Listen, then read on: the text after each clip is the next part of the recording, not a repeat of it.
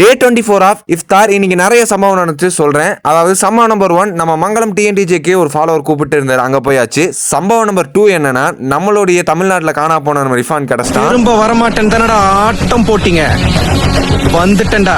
நம்ம ஃபாலோவர் சொன்ன பள்ளிவாசலுக்கு நல்லபடியா போயாச்சு. இதுதான் டிஎன்டிஜே பள்ளிவாசல், அதாவது மங்களத்தோட டிஎன்டிஜே. அதாவது இங்க பாத்தீங்கன்னா இஃப்தாருக்கு கொஞ்சம் கூட்டம் கம்மியா இருக்கும். பட் இங்க பாத்தீங்கன்னா நோம்பு கஞ்சி, பேர்ச்சம்பளம், வடை, சட்னி, ஜூஸ்ன்னு சொல்லி அற்புதமா இருக்கும். கஞ்சி தான் சூப்பர் டேஸ்டா இருந்துச்சு. சம்பவம் நம்பர் 3, 7 மணிக்கு டிஎம்டி பஸ்ல ஏறணும். பட் யாருமே இல்ல. அப்பதான் புரிய வந்துச்சு, மீனாட்சிங்கிற பஸ் முன்னாடியே எல்லாத்தையும் ஏத்திட்டு போயிடுச்சு.